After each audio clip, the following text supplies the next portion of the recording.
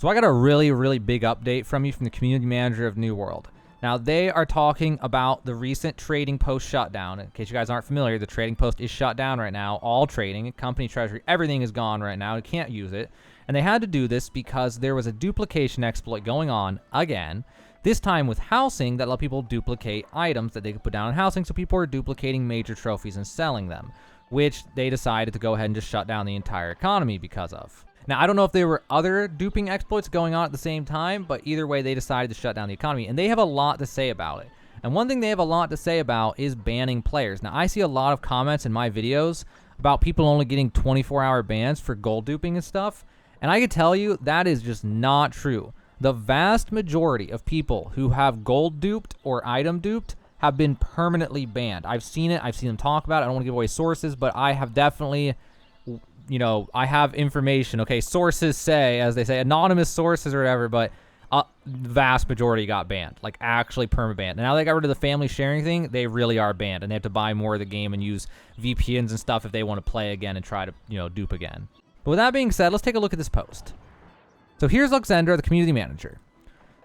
Bad actors discovered through packet manipulation a bug that allowed players to duplicate in-game coin and resources. Now, I think this is Luxendra talking about the previous time we shut down the economy. A similar attack against a different game system was also recently used in housing.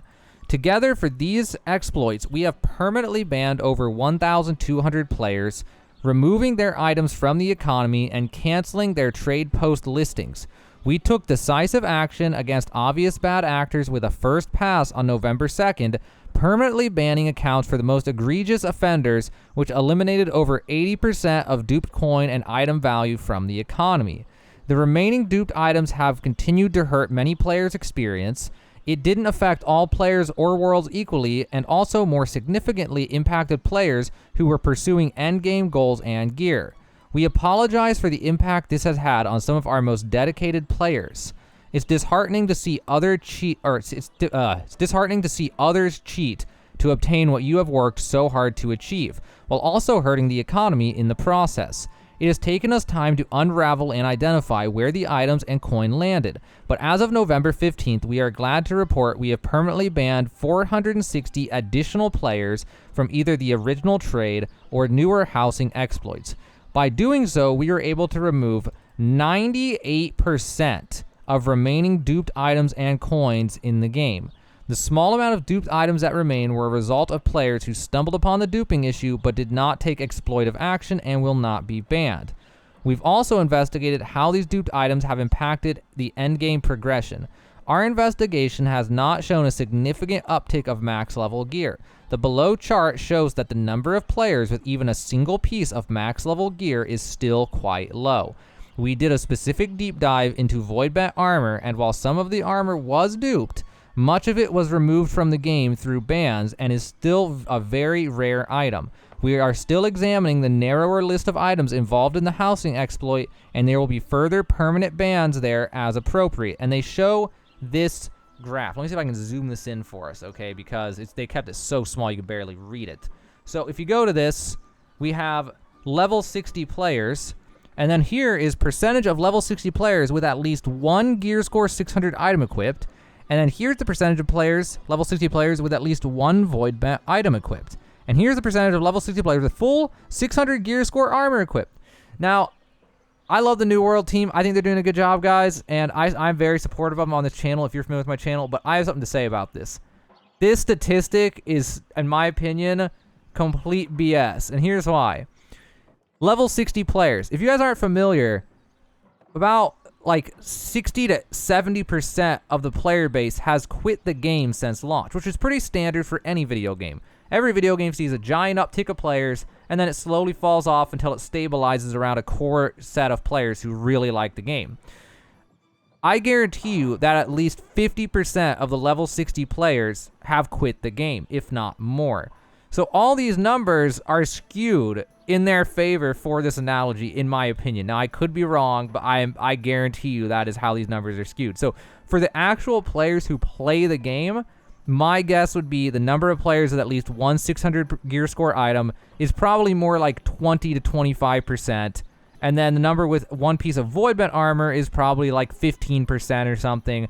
and the number of players with full 600 gear score is probably like 7% or something like that. So I just want you guys, I want to clarify that for you guys in case you guys, you know, I don't know. I just don't want them to fool you. You know, I don't know. I love them. I actually love this team. I think they're doing a good job, but I just don't. I'm not a believer. They have to convince me that that's counting players who quit, which I doubt. It's, you know, taking that into account. Okay, so anyway, let me go ahead and finish this.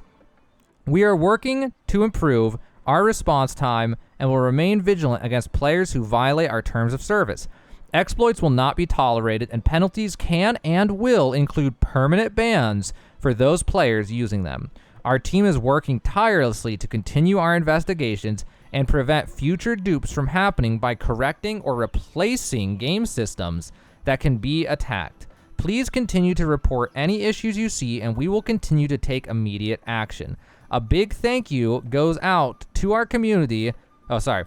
A big thank you, sorry, I couldn't resist, goes out to our community members for bringing this to our attention as well. We appreciate all the information you provide to help keep Eternum safe and fun.